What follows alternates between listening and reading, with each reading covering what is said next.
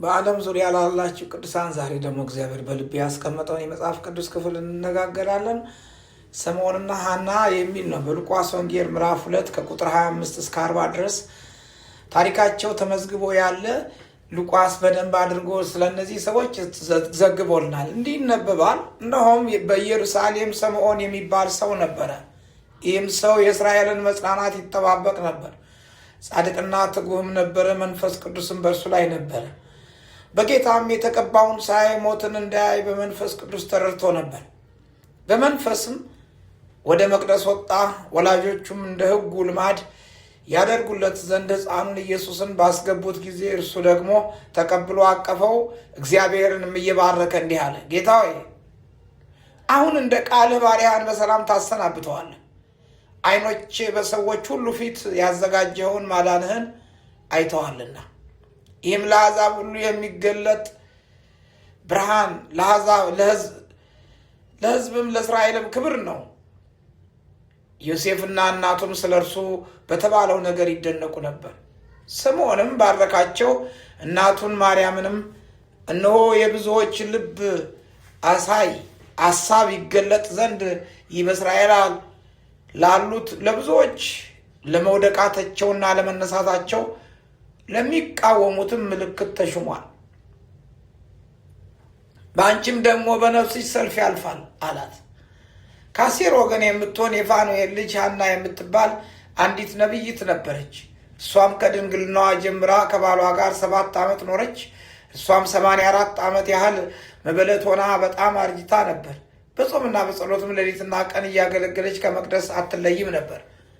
በዚያችም ሰዓት ቀርባ እግዚአብሔርን አመሰገነች። የኢየሩሳሌምንም ቤዛ ለሚጠብቁት ሁሉ ስለ እርሱ ትናገር ነበር።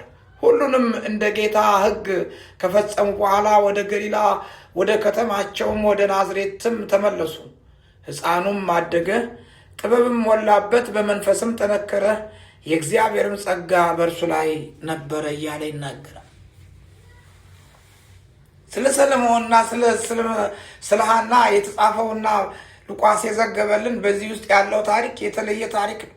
ስለ ጌታችን ኢየሱስ ክርስቶስን ኢሳይያስ በተነበየ በ700 ዓመት በኋላ የመጣውን ይህንን ደግሞ በብሉይ ኪዳን ስለ እሱ የተነገረውን ያ ደግሞ ለዓለም ሁሉ ቤዛ ሊሆን የሚመጣውን የእግዚአብሔር ልጅ ኢየሱስ አማኑኤል ብለን የምንጠራው እግዚአብሔር ከእኛ ጋር ተብሎ ስሙ የተጠራ ይህ ነገስታት ንጉሥ የጌቶቹም ጌታ ከሚጠብቁት መካከል በተለይ ደግሞ ለየት ባለ አይነት አጠባበቅ በመንፈስ ቅዱስ አማካኝነት ተረድቶ ስምዖን ጌታችን ኢየሱስ ክርስቶስን ይጠብቅ ነበር።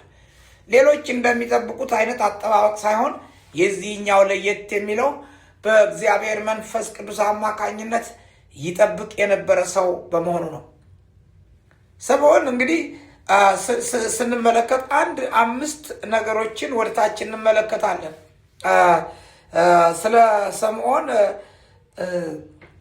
3 ነገሮችን እንመለከታለን። አንደኛው ስምዖን የተስፋ ሰውና መንፈሳዊ እይታ የነበረው ሰው፣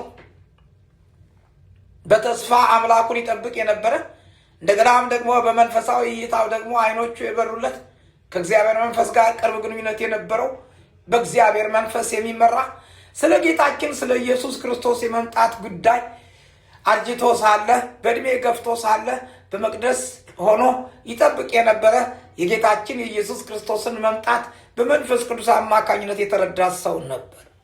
ስምዖን በቀላሉ ጻድቅ ሰው ብቻ አይደለም። እሱ የመጠበቅ ወይም ደግሞ በመንፈሳዊ እይታው ኃይሊ በጣም ከፍ ባለ አይነት የእይታ መስመር ላይ የነበረ ሰው ስለነበረ በመንፈሳዊ ሕይወቱም ለየት ያለ ሰው ስለነበረ እሱ የጊዜ ርዝመት አላሰናከለውም። ተስፋም በሁኔታ ላይ አልመሰረተም።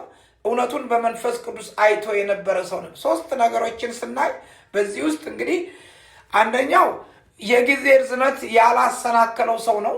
ሁለተኛ ደግሞ በሁኔታዎች ላይ ያልተመሰረተ ተስፋ የነበረው ሰው ነው። ሶስተኛ ደግሞ እውነቱን በመንፈስ ቅዱስ ተረድቶ የሚጠብቅ ሰው ነበር። እግዚአብሔር ስራውን እየሰራ ሲሆን እኛ እንኳ ደግሞ ባላየነው ሁኔታ ውስጥ ያለን ሰዎች ብንሆን ነገር ግን ሁልጊዜ እግዚአብሔር በስራ ላይ እንዳለ ልንጠብቀው ልናውቅ ይገባናል። ሁለተኛ ማዳን በሕፃኑ በኢየሱስ ክርስቶስ በኩል እንደሚመጣ ይጠብቅ የነበረ ሰው ነው። ሰሞን ያየውን ነገር በጣም ጥልቅ የሆነ ነገር ነው። ስለ ሰዎች መዳን፣ ሰዎች ኃይለኛ የሆነውን አጠባበቅ መጠበቅ አለባቸው ብሎ ከሚል እንደገና ጌታችን ኢየሱስ ክርስቶስን ቤዛ የሚያደርገውን ይመጣል ብሎ የሚጠብቅ ሰው ስለነበረ፣ ስለዚህ በአጠባበቁ ለየት ያለ አጠባበቅ የነበረው ሰው እግዚአብሔርን ይጠብቅ የነበረ እንደገናም ደግሞ የመዳኑን የሕፃኑን የኢየሱስ ክርስቶስን መገለጥ ይጠባበቅ የነበረ ሰው ነው። እግዚአብሔር መፍትሄዎችን ብዙ ጊዜ ሲያመጣ፣ ነገር ግን ሰዎች ብዙ ጊዜ የመፍትሄዎችን ያመጣጥ መንገድ ላያውቁ ይችላሉ። ሰሞን ግን መንፈስ ቅዱስ ስላመለከተው አጠባበቁ በኃይለኛ ሁኔታ አጠባበቅ ላይ የተመሰረተ ነበር። ሌላው ሶስተኛው የሰሞን ትንቢት በጣም አስደናቂ ነው። የኢየሱስን የመምጣት ምልክትን በተመለከተ በጣም የሚገርም ነገር ይናገራል። ኢየሱስ ለአንዳንድ ሰዎች ብቻ ሳይሆን ለዓለም መድኃኒት እንደሆነ፣ እንደገናም ደግሞ ይሄ ደግሞ የወደቁትን የሚያነሳ አምላክ እንደሆነ፣ የተጣሉትን የተረሱትን የሚያነሳ አምላክ እንደሆነ፣ ድንበር የማያግደው የማዳን ኃይል በሱ እንደሚሰራ ይናገር የነበረ ሰው ነው። ሌላ ደግሞ ከሱ የተለየች ደግሞ በልዩነት የተቀመጠችው ደግሞ ሐና የምትባለው ናት። እሷ ደግሞ የጽናትና የአምልኮ ምሳሌ ሆና የተቀመጠች ሴት፣ በጣም በድንቅ ሁኔታ ላይ የነበረች ሴት ነበረች። በሕይወቷ ጉድለት ነበራት። ያልተሳካ ነገር አላት። ባሏ በሕይወት የለም፣ መበለት ነች። ነገር ግን ጉድለቷ አልሳባትም። ጌታችን ኢየሱስ ክርስቶስን ከመጠበቅ ይሄንን የዓለም መድኃኒትን ከመጠበቅ ያላገዳት ነገር ቢኖር ይሄ ጊዜም ያላገዳት ሴት፣ እንደገናም ደግሞ ችግሯ ያልገደባት ሴት ነበረች። በሕይወቷ ግን በጣም አስደናቂ የሆነው ነገር ምንድን ነው? እግዚአብሔርን ትጠብቅ የነበረች፣ እግዚአብሔርን በመጠበቅ የእግዚአብሔርን የማዳን ኃይል ትጠብቅ የነበረች፣ ሁኔታዎች ያላገዷት። ዛሬም ለእኔና ለእናንተ ወገኖቼ የምንጠብቀው ኢየሱስ እንዳለ እንደሚመጣ እያሰብን ከሁኔታ በላይ ልንጠብቀው ይገባል። የሚያግዱ የሚመስሉ ሁኔታዎች በሕይወታችን ቢፈጠሩም ነገር ግን ከሁኔታ በላይ ልንሆን ይገባል። ሐና በጣም አስደናቂው ነገር ምንድን ነው? ሐናና ሳሙኤል በጣም ሁለቱም ተመሳሳይ ነገር አላቸው። ሁለቱም ተመሳሳይ ነገራቸው አንደኛ ረጅም ጊዜ ጠብቀዋል ጌታችን ኢየሱስ ክርስቶስን። ሁለተኛ ታማኞች ነበሩ ለሚጠብቁት ጌታ፣ እንደገናም ደግሞ ለእግዚአብሔር አብ ታማኝ የነበሩ ሰዎች ነበሩ።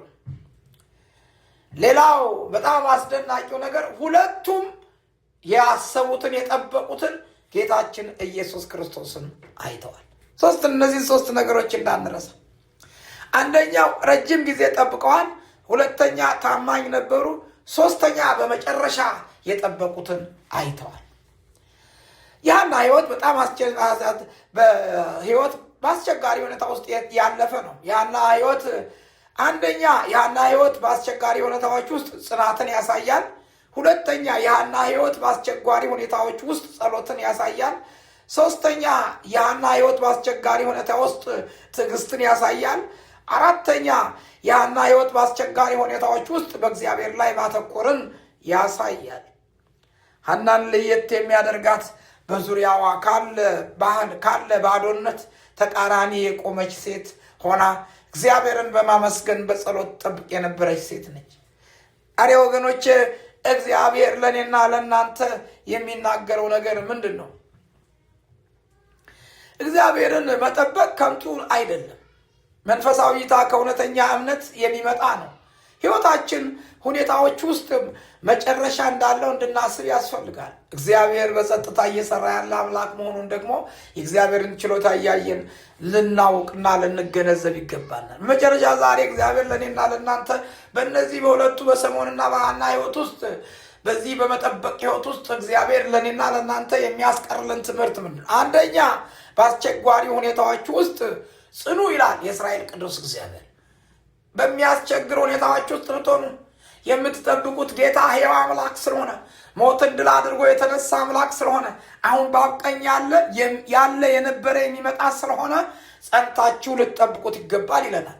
ሌላው ሁለተኛ በአስቸጋሪ ሁኔታዎች ውስጥ ጸልዩ፣ ወደ እኔ ከኔ ጋር ተጣበቁ፣ ወደ እኔ ድምፃችሁ ይሰማ ይላል። ሶስተኛ በአስቸጋሪ ሁኔታዎች ውስጥ ትዕግስተኛ ሁኑ ይላል የእስራኤል ቅዱስ እግዚአብሔር። አራተኛ በአስቸጋሪ ሁኔታዎች ውስጥ በእኔ ላይ ትኩረታችሁን አድርጉ፣ አይኖቻችሁን እኔ ላይ አድርጉ ይላል የእስራኤል ቅዱስ እግዚአብሔር። ገናናውና ኃያሉ ንጉሥ በጌታ በኢየሱስ ክርስቶስ ስም ቃልህ ያው ነው።